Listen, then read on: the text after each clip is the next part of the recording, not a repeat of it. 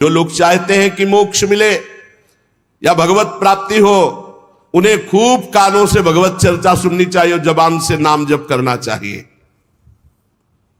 ये जो मंदभागी जन है, ये दिन भर रुपया कमाने में लगे रहते हो, रात में भोग या सोने में काट देते हैं, पूरा जीवन व्यर्थ जाता है।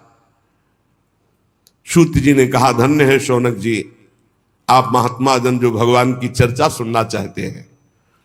जिस समय राजा परीक्षित कुरजांगल देश में सम्राट के रूप में निवास कर रहे थे, उसी समय उनको सूचना मिली कि मेरी सेना द्वारा सुरक्षित साम्राज्य में कलयुग का प्रवेश हो गया है। बड़े दुखी हुए कि ये तो बड़ा अधर्मी है, ये जहां जहां प्रवेश करेगा अधर्म फैलता चला जाएगा। परीक्षित जी ने धनुष हाथ में लिया, श्याम वर्ण के घोड़ों से जुते हुए सिंह की ध्वजा वाले सुसज्जित रथ पर सवार होकर दिग्विजय करने के लिए बाहर निकले। उसके साथ बड़ी सेना भी थी। उकेतुमाल उत्तर कुरु किम पुरुषादिशे होते हुए जहां जहां गए भगवान श्री कृष्ण की महिमा, पांडवों की महिमा सुनने को मिली, और उन्हें कलयुग नहीं दिखाई दिया। अभी परीक्षित जी को जो उनके प्राण प्रिय भगवान श्री कृष्ण का चरित्र सुना देते या पांडवों की महिमा सुना देते, तो उस राज्य को सुरक्षित कर देते, कोई कर भेंट नहीं लेते। और जो भगवान का विरोधी राजा होता, उसको भुजदंडों के द्वारा मर्दन करके कर लेकर के ब्रह्म ऋषियों की सेवा करते। महाराज आगे देखा कि एक बैल और एक गाय कुछ बात कर रहे हैं। वो साक्षात बैल के रूप में धर्म थे और गाय के रूप में पृथ्वी थी। महाराज परीक्षित ने दूर से देखा, धर्म ने जो बैल के रूप में थे पृथ्वी से कहा, कल्याणी तुम कुशल से तो हो ना, तुम्हारा मुख श्रीहीन हो रहा है, हमें लगता है कोई भारी दुख है तुम्हें, तुम किस लिए चिंता कर रहे हो? कहीं मेरे 3 पैर टूट गए हैं उसके लिए तो तुम चिंता नहीं कर रहे हो? संभव है तुम इसलिए चिंता कर रही हो कि दुष्ट कलयुग अब तुम्हारे ऊपर अधर्म आचरण करेगा। हो सकता है तुम इसलिए चिंता कर रही हो कि अब आज क्या जो समाज आगे आएगा कलयुगी, वो खान पान वस्त्र स्नान स्त्री सहवास में शास्त्रीय नियमों का पालन नहीं करेगा, मनमानी आचरण करेगा, मनमानी व्यभिचार करेगा, मनमानी खाए पिएगा, वो आसुरी भाव को प्राप्त हो जाएगा, राक्षसी स्वभाव को।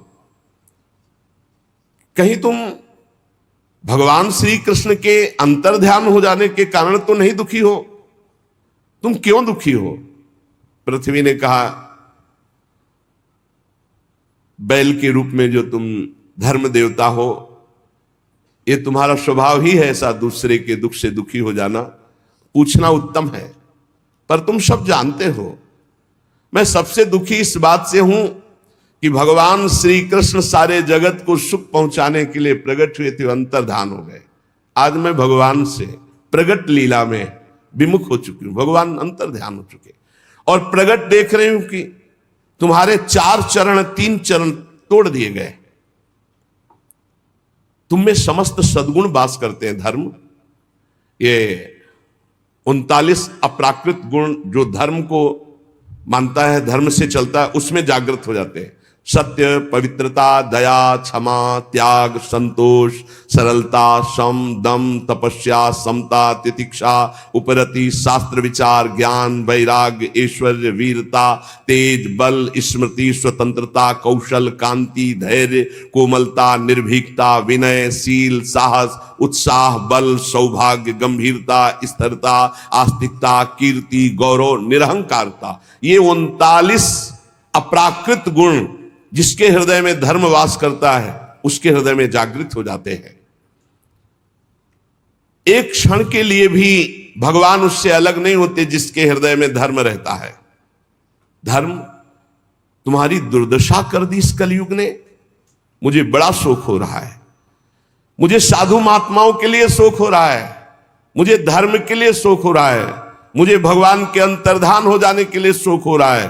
मैं अभागिनी हूं, मुझे सौभाग्य पर शायद गर्व हो गया था कि भगवान के चरण चिन्हों से मैं युक्त हूं, मेरे शायद उसी गर्व का मुझे दंड मिला है कि आज मैं अभागिनी हो गई, भगवान अंतर ध्यान हो गए।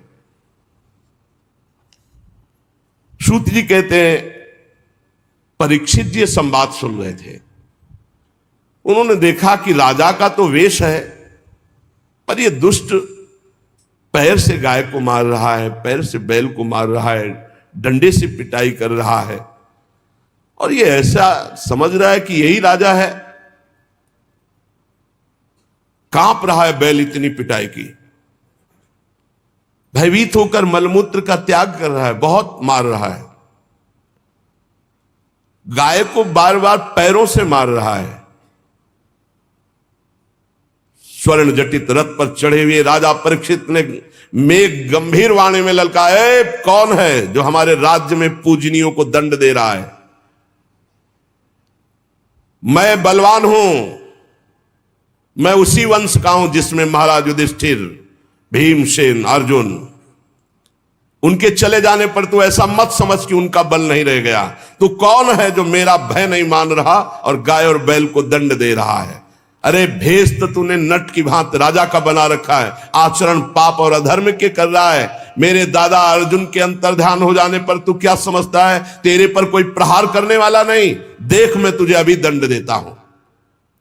उन्होंने, परीक्षित जी ने बैल से पूछा, कमल लाल के समान आप श्वेत वर्ण हैं, 3 पैर आपके इसने तोड़ दिए, फिर भी 1 पैर से आप टिके हुए हो, आप बैल नहीं हो सकते, क्योंकि बैल में इतनी सामर्थ्य नहीं। आप कौन देवता हैं? अभी ये भूमंडल कुरवंशी नरपतियों के बाहुबल से सुरक्षित है, मैंने अभी तक अधर्म नहीं देखा, आपके साथ केवल देखा है। और ये आंसू बहाती हुई गाय, ये क्यों शोक कर रही? और ये कौन है जो निर्भय होकर तुम पर प्रहार कर रहा है? मैं दुष्टों का दंड देने वाला हूं। देवी, मेरे राज्य में कोई दीन को, धर्म को तनिक भी कष्ट पहुंचाए तो मेरी कीर्ति, आयु, ऐश्वर्य, परलोक सब नष्ट हो जाए। मेरा परम धर्म है, उसे मैं जानता हूं। सुरभिनंदन, आप 4 पैर वाले हैं, 3 पैर आपके तोड़ दिए, आप कौन हैं? आपका कल्याण हो, आप बताइए। अगर कोई देवता भी होगा तो मैं उसकी बाजूबंद से भुजा काट डालूंगा यदि आपको कष्ट दे। आप निश्चित निर्भय हो जाइए और परिचय बताइए कि आप कौन है और आपको दुख देने वाला है कौन है। धर्म ने कहा, राजन देखो, धर्म कभी किसी का दोष वर्णन नहीं करता, साक्षात धर्म बोल रहे। धर्म ने कहा, राजन आप महाराज पांडु के वंशज हैं, आपका इस प्रकार आश्वासन देना आपके योग्य है, क्योंकि आपके पूर्वजों के श्रेष्ठ गुणों ने भगवान श्री कृष्ण को उनका सारथी और दूत तक बना दिया।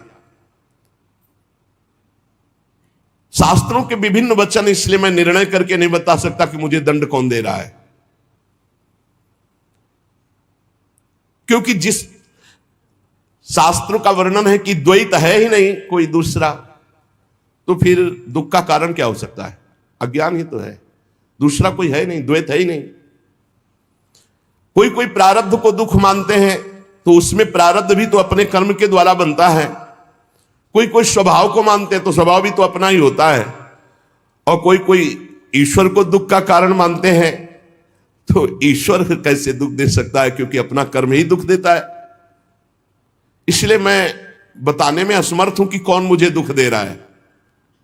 आप अपनी बुद्धि से निर्णय कर लीजिए कि मुझे कौन दुख दे रहा है। ये बात सुनकर के बहुत प्रसन्न हुए परीक्षित और समझ गए। परीक्षित ने कहा, मैं जान गया तुम बैल नहीं हो, तुम साक्षात धर्म हो, क्योंकि धर्म कभी किसी को दोषी नहीं ठहराता। अवश्य भगवान धर्म का मैं साक्षात वृषभ के रूप में दर्शन पा रहा हूं। आप अपने को दुख देने वाले का नाम इसलिए नहीं बता रहे हैं, ध्यान देना, कि जो पापी पाप करता है, पाप करने के कारण नरक प्राप्त होता है, वही उस पापी की पाप चर्चा करने वाले को मिलता है। यह धर्म का सिद्धांत है। इसीलिए जब कोई प्रश्न करता है तो उसको ही कहते, सब में भगवत भावना करो, अपना भोगेगा, तुम उसकी निंदा मत करो। तुम तो करत जे अनसहन निंदक तीनों पे अनुग्रह क्यों? क्योंकि धर्म है, भगवत मार्ग है। सिद्धांत निश्चित है कि मन और वाणी से किसी की निंदा नहीं की जाती। तो आप धर्म है इसलिए आपने निंदा नहीं की और कहा खुद विचार लीजिए कि कौन मुझे कष्ट दे रहा है। लेकिन महाराज आपके तो 4 चरण हैं, तपः शौचम दया सत्यमिति पादा कृतज्ञता, तपस्या पवित्रता दया और सत्य, ये 4 चरण हैं। अधर्म के अंश गर्व आसक्ति और मद से 3 चरण नष्ट हो चुके हैं। अब आपका 4था चरण एक केवल सत्य बच रहा है, वो भी लड़खड़ा रहा है। तपस्या पवित्रता दया ये सब नष्ट कर दिया कलयुग ने, थोड़ा सत्य बचा है, वो भी लड़खड़ा रहा है। असत्य से पुष्ट हुआ ये अधर्म रूपी कलयुग उसको भी नष्ट कर रहा है। ये गाय के रूप में साक्षात पृथ्वी है, भगवान ने इनका भारी बोझ उतारा था। मैं समझ गया ये राजा का स्वांग बना करके धर्मद्रोही पापी कलयुग है, मैं इसे अभी मारता हूं। कलयुग ने देखा कि प्रत्यंचा चढ़ा ली और बाण संधान कर लिया, तो तुरंत उसने मुकुट उतारा और दौड़ करके चरणों में गिरे। महाराज मैं आपका शरणागत हूं, मेरी रक्षा करो। महाराज परीक्षित के चरणों में मुकुट रख दिया कलयुग ने। शरणागत का महत्व जानने वाले महाराज परीक्षित ने देखा पैरों में पड़ा हुआ है कलयुग, तो हंसते हुए कहा जब तो हाथ जोड़ करके महाराज युधिष्ठिर के वंश में उत्पन्न हुए किसी वीर की शरण में आ गया तो तुझे मारूंगा तो नहीं, पर तू अधर्म का आचरण कराने वाला मेरे राज्य में नहीं रह सकता। क्योंकि जहां जिसके शरीर को तू स्पर्श करेगा वो झूठ बोलेगा, लोभी हो जाएगा, चोरी करेगा, दुष्टता करेगा, व्यभिचार करेगा, स्वधर्म त्याग करेगा, दरिद्र हो जाएगा, कपटी हो जाएगा, कलही हो जाएगा, दम्भी हो जाएगा, पाखंडी हो जाएगा, पापी हो जाएगा तेरे स्पर्श करने से कलयुग के। अतः मैं तुझे इस ब्रह्मावर्त क्षेत्र में नहीं रहने दूंगा, क्योंकि यहां सब यज्ञ पुरुष भगवान की आराधना करने वाले हैं। परीक्षित बहुत कान तक खींचे हुए बाण संधान और चरणों में पड़ा कांप रहा था। देखा कि अब मैं कहां जाऊंगा, जहां जाऊंगा तहां इनका राज्य है, मुझे मारेंगे, तो इनको फंसाऊं पहले। महाराज आप सार्वभौम सम्राट हैं, यत्रा क्वचन वत्स्यामि सार्वभौमम तवाज्ञया लक्ष्ये तति तत्रापि त्वामात्तेषु सरासनम। मैं जहां रहने की सोचता हूं वहां देखता हूं महाराज परीक्षित बाण संधान करिए हुए खड़े हैं। महाराज मुझे कहीं भी जगह नहीं मिल रही, आप मुझे जगह दीजिए जहां मैं रह पाऊं। मैं आपका शरणागत हूं, मारोगे हुए नहीं और पूरे राज्य में रहने दोगे नहीं, तो कुछ तो जगह बता दो। मैं जहां देखता हूं आप धनुष बाण संधान किए हुए दिखाई दे रहे हो। बड़े प्रसन्न हुए परीक्षित जी, और वो यही चाहता था किसी तरह इनका क्रोध शांत और मैं इनको फंसा पाऊं। परीक्षित जी ने विचार किया कि हमारे राज्य में महापाप कोई नहीं कर रहा है। अभ्यर्थी तदा तस्मै स्थानानि कलये ददौ द्यूतम पानम स्त्रिया सूना यत्राधर्मस चतुर्विधा। ये 4 महापाप महाराज के राज्य में कोई नहीं कर रहा था उस समय। मदिरा नहीं पीना, जुआ नहीं खेलना महाराज परीक्षित के राज्य में, और पर स्त्री का सहवास नहीं करना और किसी की हिंसा करके मांस नहीं खाना। ये 4 बातें। तो सोचा ये प्राय हमारे राज्य में है नहीं, तो इसके रहने के लिए स्थान दे दिया 4। शराब पीने वाले, पराई स्त्री के प्रति काम भाव रखने वाले, जुआ खेलने वाले और हिंसा करके मांस खाने वालों की बुद्धि में कलयुग का वास हो। और जहां कलयुग का वास है, लोभ झूठ चोरी दुष्टता स्वधर्म त्याग व्यभिचार दरिद्रता कपट कलह दम्भ दूसरे पाप सब बढ़ते चले जाएंगे। मतलब घोर पाप कराता है जिसकी बुद्धि में। तो समझ लीजिए, मदिरापान, मांस भक्षण, परिस्त्री गमन, जुआ खेलना, ये 4 स्थान महाराज परीक्षित ने कलयुग को दिए। और उन्होंने कहा महाराज आप तो ये सब कूड़ा करकट दे दिए और आपके राज्य में ऐसे है नहीं, मुझे डर लगता है। कोई एक तो स्थान महाराज हम पर दया करो, कोई एक स्थान तो थोड़ा। महाराज परीक्षित विचार करने लगे और कहा हमारे राज्य में कोई चोरी भी नहीं करता, तो जो स्वर्ण की चोरी करे उस पर। बोले बस बस बस महाराज बस, पर्याप्त है, पर्याप्त, आगे का काम तो हम करवा लेंगे, बस स्वर्ण की चोरी, धन की चोरी। अर्थात जब जुआ खेला जाता है तो इसमें झूठ की प्रधानता होती है, जब शराब पिया जाता है तो इसमें अहंकार की प्रधानता होती है, जब स्त्री संभोग किया जाता है तो काम की प्रधानता होती है, जब हिंसा की जाती है तो वैर की प्रधानता होती है, और जब धन आदि की बात होती है, अधर्म के द्वारा घूस आदि लेना, ये सब स्वर्ण चोरी के अंतर्गत है, तो रजोगुण की प्रधानता होती है। और रजोगुण छाया हुआ, कलयुग ने सोचा आप किसी की भी बुद्धि नहीं बकाया रखेंगे, सब में हमारा वास हो जाएगा, क्योंकि रजोगुण चोरी, कहीं ना कहीं छल कपट छुपाओ, बस इतने में हमारा प्रवेश हो जाएगा। परीक्षित ने 5 स्थान दिए, जुआ खेलना, शराब पीना, परस्त्री गमन करना, हिंसा मांस खाना और रजोगुण चोरी करना, छल कपट किसी भी तरह से धन का अपहरण करना। कलयुग 5 स्थान का वास स्वीकार करके बड़ी सावधानी से देखने लगा कि किसमें झूठ है, किसमें अहंकार है, किसमें काम है, किसमें वैर है, किसमें रजोगुण है, कौन शराब पीता है, कौन परस्त्री गमन की भावना रखता है, कौन मांस खाता है, कौन जो मिले बस। और चोरी तो बढ़ना शुरू हो गया, बुद्धि भ्रष्ट कर दी। राजा परीक्षित ने अपने पुण्य बल से धर्म के 3 चरण जोड़ दिए, तपस्या, पवित्रता और दया, और चौथा तो सत्य था ही।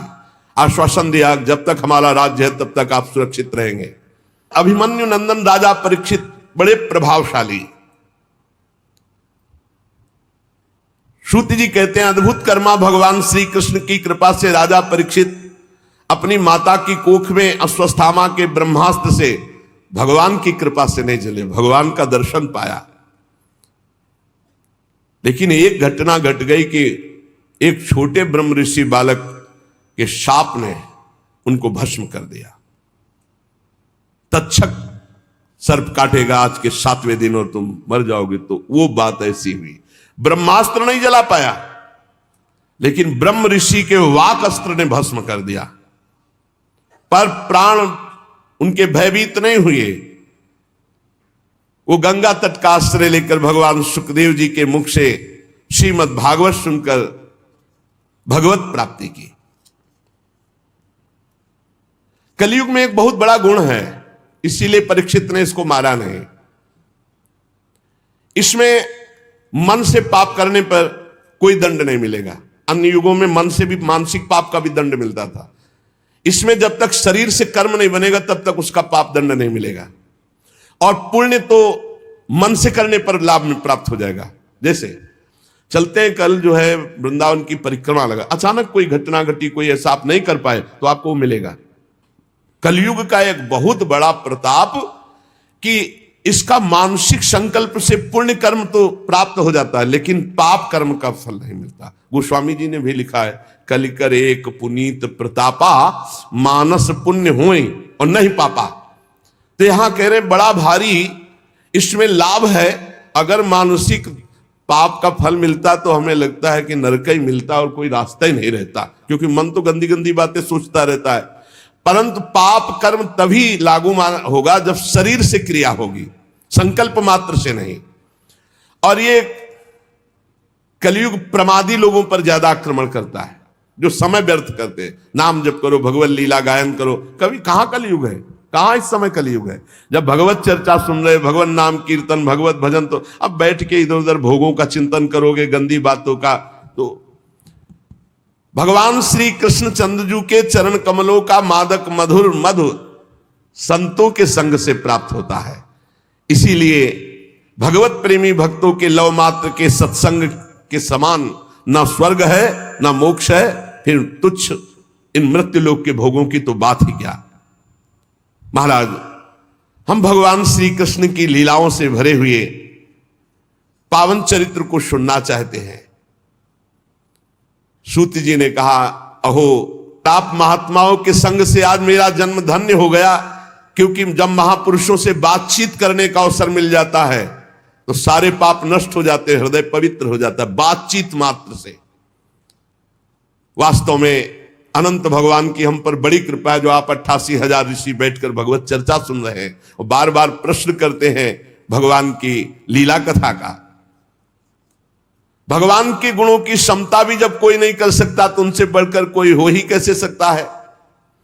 उनके गुणों की विशेषता समझाने के लिए इतना कह देना पर्याप्त है कि लक्ष्मी जी अपने को प्राप्त करने की इच्छा से प्रार्थना करने वाले ब्रह्मादि देवताओं को छोड़कर भगवान के ना चाहने पर भी उनके चरण कमलों की रच का सेवन करती है। ब्रह्मा जी ने भगवान के चरणों का प्रक्षालन करने के लिए जो जल समर्पित किया, वही जल गंगा जी के रूप में आज त्रिभुवन को पावन कर रहा है और भगवान देवादिदेव महादेव अपने माथे पर उसे धारण किए हुए हैं। ऐसी अवस्था में त्रिभुवन में श्री कृष्ण के अतिरिक्त भगवान शब्द का दूसरा और क्या अर्थ हो सकता है? श्रुति जी कहते हैं, जिनके प्रेम को प्राप्त करके धीर पुरुष बिना किसी हिचक के देह गे आदि की दृढ़ आसक्ति को छोड़ देते हैं, उन परमहंसों के स्वामी, परमहंसों की प्रिय आत्मा भगवान श्री कृष्ण की आराधना के सिवा हम किसकी आराधना करें? ऋषियों, जैसे पक्षी अपनी शक्ति के अनुसार आकाश में उड़ते हैं, वैसे ही विद्वान लोग अपनी अपनी बुद्धि के अनुसार भगवान के लीला चरित्रों का गायन करते, पर पार कोई नहीं पा सकता। एक दिन की बात है कि राजा परीक्षित धनुष लेकर वन में शिकार खेलने के लिए निकले।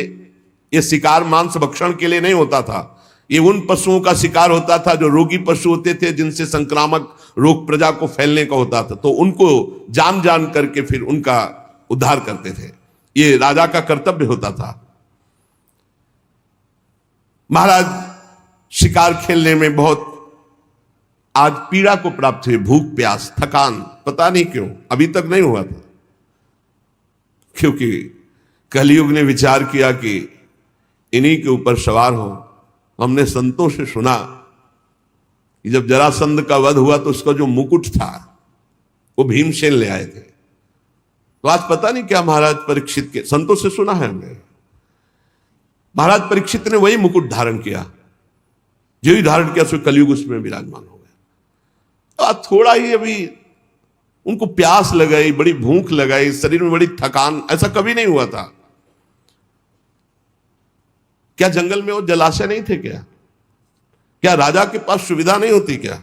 क्या राजा कभी अकेले जाता है? सैनिक और व्यवस्था चक्रवर्ती सम्राट है, कोई साधारण आदमी थोड़ी है कि धनुष बाण उठाया और शिकार को चल दिए। पूरा वैभव, बड़े बड़े सरोवर, बड़े हुक्म कर देते तो कौन सी बात थी जो वहां पूर्ण ना हो जाती। लेकिन सबको छोड़कर अकेले एक ऋषि के आश्रम में निकल चले गए, रोक दिया सबको, ऋषि के आश्रम में गए। देखा वहां शांत भाव, शरीर देह भाव से ऊपर उठे हुए समाधि में स्थित महापुरुष, जिनके इंद्रिय प्राण मन बुद्धि सब ब्रह्माकार है, प्राण भी संचलित नहीं हो रहे, शांत ब्रह्म में स्थित ऐसी समाधि, जड़ की तरह, ठूठ की तरह एकदम। बस जागृत स्वप्न सुषुप्ति तीनों अवस्थाओं से ऊपर तुरी पद में स्थित महापुरुष, जटाएं बिखरी हुई है, कृष्ण मृग चर्म नीचे धारण के। परीक्षित जी वहां गए और कहा, मैं प्यासा हूं, सुनो मेरा गला सूख रहा है, पानी पिलाओ। कभी ऐसा नहीं। ब्रह्म ऋषि के आश्रम में ऐसा आदेश चक्रवर्ती सम्राट होते, कभी ऐसा नहीं।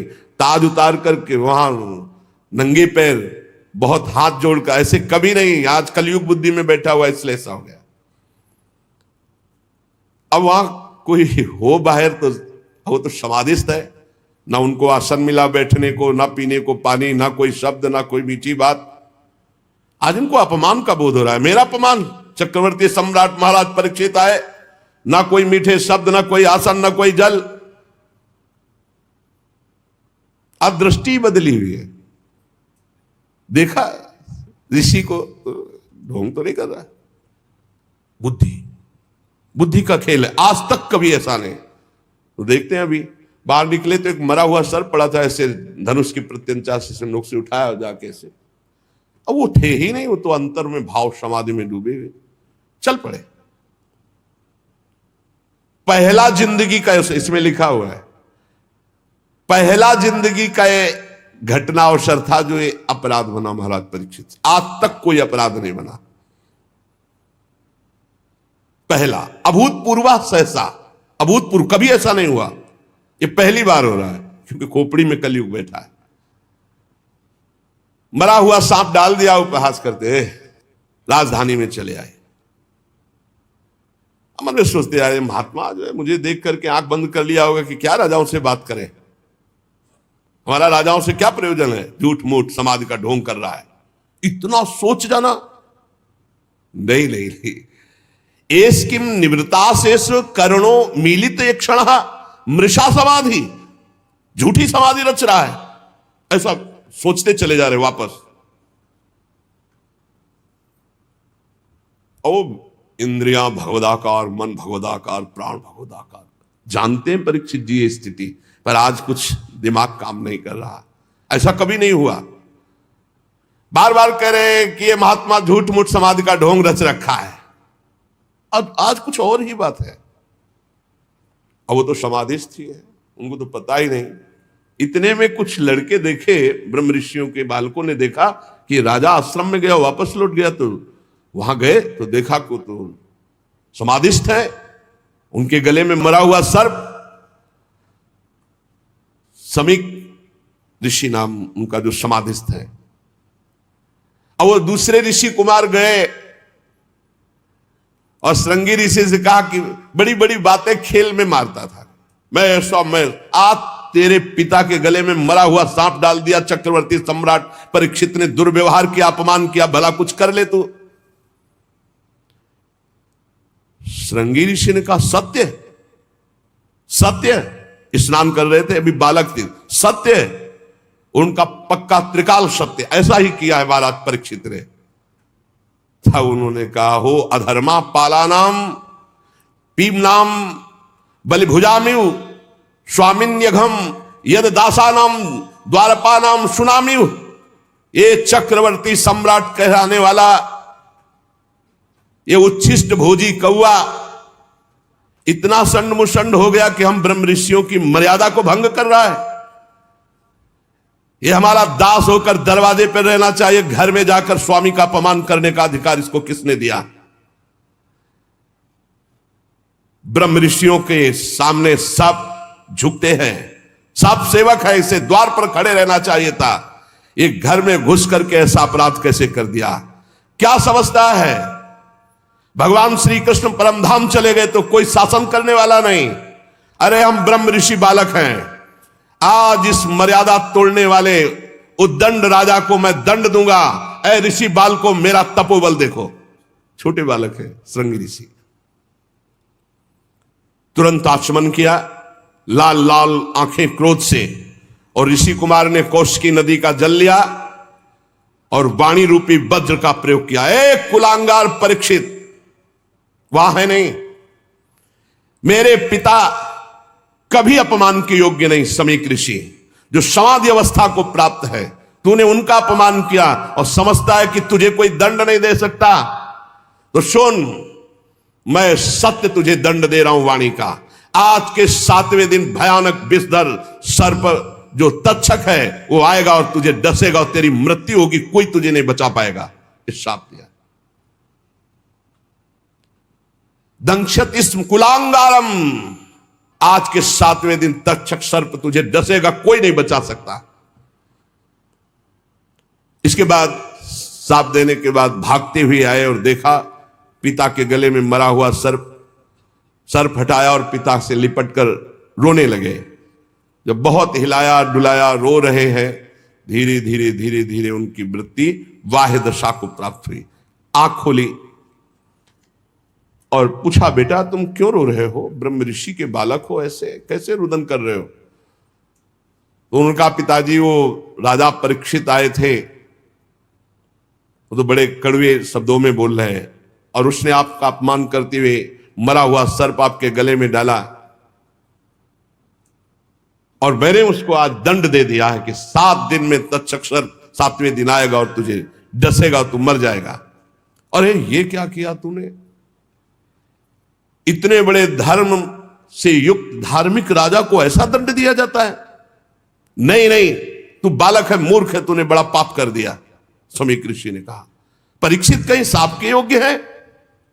पर खेद है कि तेरे वचन मिथ्या नहीं किए जा सकते। ये बात समझ, पिता है ब्रह्म ऋषि बालक, तो उनका खेद है कि अब तेरे वचन मिथ्या नहीं किए जा सकते।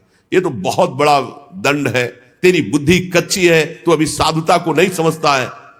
अरे भगवत स्वरूप राजा है, वो आया था, कुछ इससे क्या जाता है भाई। चाहिए तो ये था हम खड़े होकर अर्घ देते, उनको जल पिलाते, पर हम थे नहीं, समाधि में थे। अरे राजा ना हो तो हम भजन नहीं कर सकते, अराजक तत्व बढ़ जाएंगे और वो हमारे भजन में विक्षेप पहुंचाएंगे। बड़ा तूने गलत किया। परीक्षित बड़े यशस्वी और धर्म धुरंधर है, वो आए हुए थे, उनका हमें सम्मान करना चाहिए। ना समझ बालक तूने साप दे दिया, हे भगवान दोनों पर कृपा करो, अर्थात श्रृंगी ऋषि पर भी और परीक्षित पर। अब उधर परीक्षित जी महाराज जे भी जाकर के मुकुट उतार कर, ये क्या, मैं इतने बड़े महात्मा के आश्रम गया, ना प्रणाम ना नमस्कार, ऊपर से मरा हुआ सर्प, ये मेरी बुद्धि को क्या हो गया। और मैंने दोष दर्शन किया कि ये पाखंड कर रहे, नाटक कर रहे, समाधि, ये कैसे हो गया। हे भगवान, वो बहुत व्यथित है और मन में विचार रहे हैं, बड़ा पश्चाताप है। वो मन में विचार रहे कि भगवान मुझे कोई भयानक दंड मिले, मैंने बहुत बड़ा अपराध किया। पवित्र हृदय है ना, मैंने महात्मा का अपमान कर दिया, इसके फलस्वरूप शीघ्र से शीघ्र भारी कोई घटना घटे और हमारे ऊपर विपत्ति आवे, मैं दुख भोगूं। मैंने एक संत का अपमान कर दिया। मैं ऐसा चाहता हूं, हे ईश्वर, हे परमात्मा, मेरा प्रायश्चित इस पाप का जरूर हो, कोई ना कोई अशुभ बात सुनने को मिले, कोई ना कोई दंड मिले, जिससे मैं दोबारा कभी ऐसा दुस्साहस न करूं। ऐसा हो कि ब्रह्म ऋषि क्रोध करके मेरे राज्य को, मेरी सेना को, मेरे खजाने को भस्म कर दे, या मुझ दुष्ट को ही नष्ट कर दे। परीक्षित जी ऐसा जाकर के सोच रहे हैं, इस प्रकार चिंता कर ही रहे थे कि समीक ऋषि के द्वारा भेजे हुए 2 ऋषि वहां पहुंचे। महाराज आपको सूचना भेजी समीक ऋषि ने, बड़ी शीतलता होगी, जरूर कोई ना कोई दंड विधान हुआ होगा। बोलिए। ऋषि कुमार श्रृंगी ने आपको शाप दे दिया है कि 7वें दिन तक्षक सर्प आएगा और आपको डसेगा, आप भस्म हो जाएंगे, आपकी मृत्यु हो जाएगी। आहा, वो मना ही रहे थे, उनका हृदय बड़ा शीतल हुआ और उनका भगवान श्री कृष्ण ने अपनापन निभाया और मुझे दंड दिया। बहुत अच्छा लगा, क्योंकि मेरे द्वारा अपराध हुआ था, मैं मांग रहा था कि मुझे कोई प्रायश्चित करने के लिए अवसर मिले, दंड मिले। अब मुझे 7 दिन भगवान श्री कृष्ण के चरणों में मन लगाकर 7वें दिन शरीर छोड़ना है। महाराज जन्मेजय को राज्याभिषिक्त किया और आज के बाद न जबान में पानी जाएगा, न अन्न जाएगा। संपूर्ण राज सुख का त्याग कर गंगा के तट पर बैठ गए। जो गंगा जी भगवान का चरण धोवन है, लोकपालों सहित समस्त लोगों को पावन करती हुई गंगा जी, उन्हीं के समीप जाकर मरणासन व्रत लिया। ना गंगा का किनारा छोड़ेंगे, ना एक बूंद जल पाएंगे, ना एक टुकड़ा अन्न पाएंगे। पूरा राज्य का मोह, परिवार का मोह, शरीर का मोह त्याग दिया। जो ही बड़े बड़े ब्रह्म ऋषियों में चर्चा फैली कि परीक्षित जी को ऐसा साप, और परीक्षित जी अनशन आमरण व्रत लेकर गंगा तट पर बैठ गए हैं, तो बड़े बड़े ऋषि मुनि वहां आने लगे। देखो ये भगवान की कृपा पात्र पर कैसी कृपा होती है। उस समय सबसे पहले अत्रि जी पधारे, फिर वशिष्ठ जी, च्यवन जी, शरद्वान, अरिष्टनेमी, भृगु, अंगिरा, पराशर, विश्वामित्र, परशुराम, उतथ्य, इंद्र प्रमद, इद्मवा, मेधातिथि, देवल, आरिष्टसेन, भरद्वाज, गौतम, पिप्पलाद, मैत्रेय और कवश, अगस्त, नारद, व्यास, बड़े बड़े ब्रह्म ऋषि, अरुणादि राज ऋषि, ये सब विश्व में जब हाहाकार मच गया कि महाराज परीक्षित को शाप मिला श्रृंगी ऋषि का, 7वें दिन तक चक्षर पाएगा और भस्म कर देगा, तो वो गंगा के किनारे आमरण अनशन व्रत लेकर बैठ गए हैं। परीक्षित जी सबकी पूजा करते हैं, सबके चरणों में सिर रखकर वंदना करते हैं। जब सब बैठ गए, महाराज परीक्षित ने फिर से प्रणाम किया और खड़े होकर शुद्ध हृदय से अंजलि बांधकर कहा, राजा परीक्षित ने कहा, आज मैं अपने मुख से कह सकता हूं कि मैं समस्त राजाओं में धन्य हूं, क्योंकि आप सब महात्मा हमें दर्शन देने के लिए आए। मैं धन्याति धन्य हूं।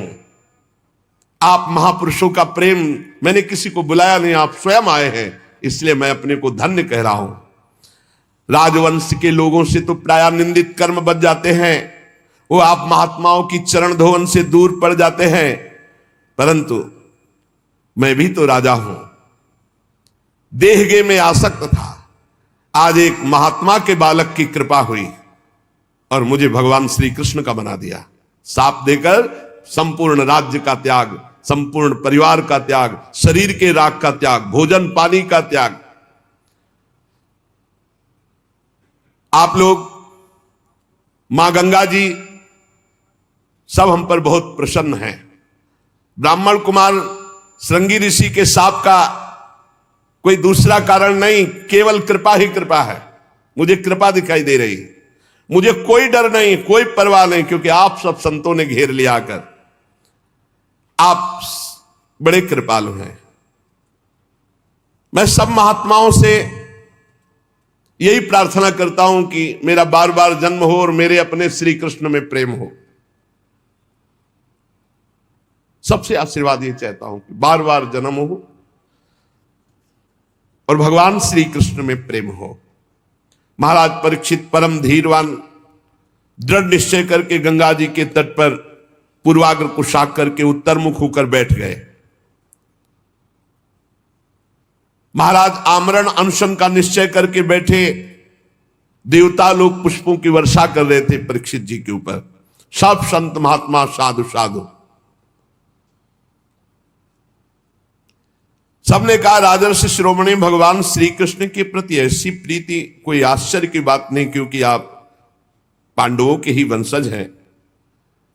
आपने एक क्षण में शरीर संबंधी भोग, शरीर संबंधी राज, शरीर संबंधी रिश्ते नाते सबका त्याग कर दिया।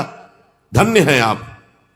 अब हम भी तब तक यहीं रहेंगे जब तक आपका परम धाम गमन नहीं होगा। ऋषियों ने कहा जब तक आप भगवत धाम नहीं जाएंगे हम सब ऋषि यहीं बैठे रहेंगे 7 दिन 7 रात।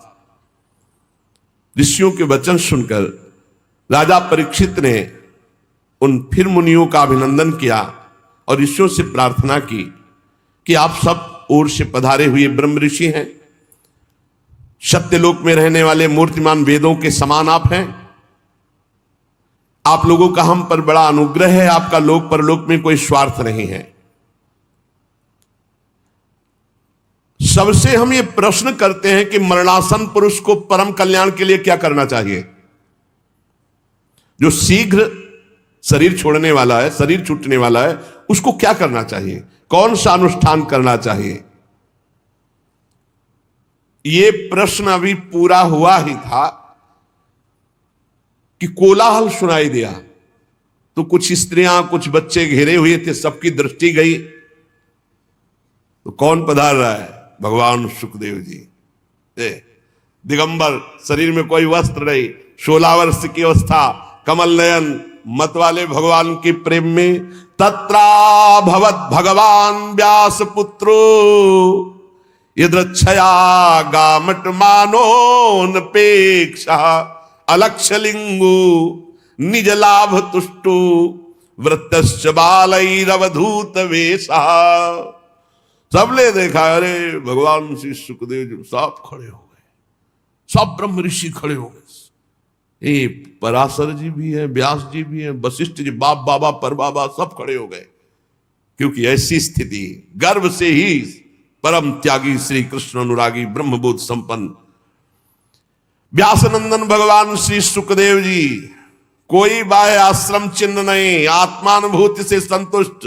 बच्चों और स्त्रियों ने घेर रखा है, वेश अवधूत का अलवास्त। कोई कंकड़ मार रहा, कोई उपहास कर रहा, कोई समझ ही नहीं पा रहा कि किस कोटि के महापुरुष। 16 वर्ष की अवस्था, चरण, हाथ, जंगा, भुजाएं, कंधे, कपोल, सब तेजो में, अत्यंत सुकुमार, बड़े बड़े नेत्र मनोहर, नासिका ऊंची, कान बराबर, सुंदर भौहे और मुख से अद्भुत कांति। गला तो मानो सुंदर शंख हो, हंसली ढकी हुई, छाती चौड़ी उभरी हुई, नाभ भंवर के समान गहरी, उधर बड़ा ही सुंदर त्रिवली युक्त लंबी लंबी भुजाएं, दिगंबर वेश, मानो साक्षात सूर्य पधार रहे हो। श्याम रंग, चित्त को चुराने वाली यौवन अवस्था, मंद मंद मुस्कुराते हुए, अपने तेज को छिपाए हुए, सब ऋषि आसन छोड़ छोड़ करके हाथ जोड़कर खड़े हो गए। राजा परीक्षित तो एकदम आनंद मगन हो गए कि श्रृंगी ऋषि का साप क्या हुआ, वरदान से भी बढ़कर इतने बड़े बड़े महापुरुषों का साक्षात्कार।